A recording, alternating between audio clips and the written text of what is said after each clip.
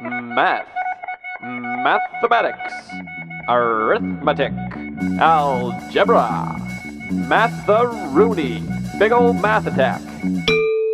This episode basically has nothing to do with math. So okay, you've got some ideas, you've got some opinions, you've got some desire to convey all those to the public at large. Now you probably want the public to like them and to want to pass them on to other people as much as possible, right? Well, have you considered pandering to the lowest common denominator? Now, this gets a bad rap. It really does. In fact, I doubt any of you watching have ever described or heard something described as pandering to the lowest common denominator in a positive light. But it really has its benefits. The main benefit is, of course, broader appeal. If you're a living, breathing human being, then you probably take some joy from one of these items. Now, people are not only likelier to enjoy your content, they're much more likely to look for or even just accidentally stumble across it while searching for stuff on the web. Now, there is a flip side to this, unfortunately, which is that you're going to face much greater competition in trying to stand out from the horde. Now, pandering to the LCD, as the cool kids say, does open you up to some fairly serious criticisms from both the general public and critics alike.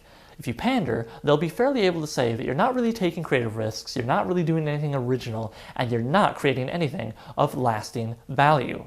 Now, that being said, Chaucer's The Canterbury Tales has been considered a classic for centuries, yet contains plenty of dick and fart jokes, as well as one guy getting a hot poker jammed up his butt. But come on, virtually by definition, the lowest common denominator unites us. Take members of any four disparate groups, and I bet you dollars to donuts they'll all love puppies. Especially if those puppies are wearing wicked rad sunglasses. Okay, maybe this won't lead to any peace treaties, but it's a nice idea.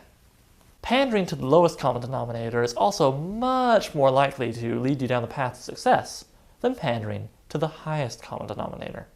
So, do I recommend pandering to the lowest common denominator? Well, I'd say if you're upfront about what you're doing and have a genuine enthusiasm for the subject matter, then hey, go for it. Remember, it's not so much the subject matter that people find offensive, it's the perceived laziness or even contempt for the audience that has a way of riling folk up. Sometimes this is garnished with frustration at the comparative lack of success of the critic's own more niche-specific work. You know what? I think I'm actually going to try and kind of put my money where my mouth is by doing next week's episode on a topic that's more broadly appreciable than lucid dreaming, pigeon-guided missiles, or ridiculous 19th century women's medical treatments. Now, that being said, I really hope it goes better than the last time I tried to make a video that would get a lot of search traffic.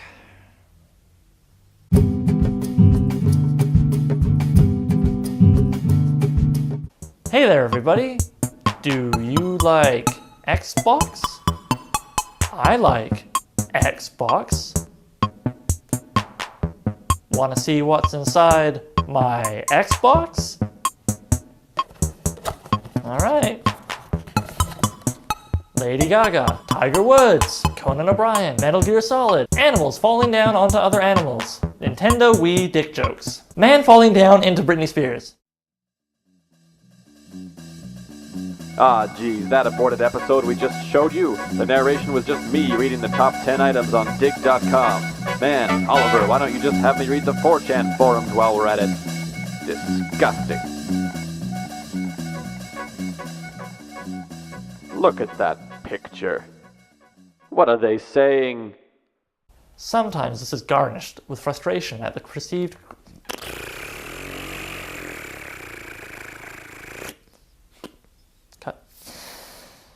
Sometimes this is garnished with frustration at the critic's own comparative lack of fucking... I guess that would be frustrating.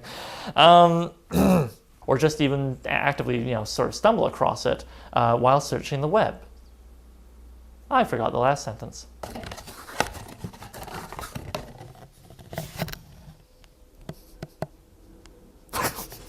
Does open you up to some fairly serious criticism from both public and the public.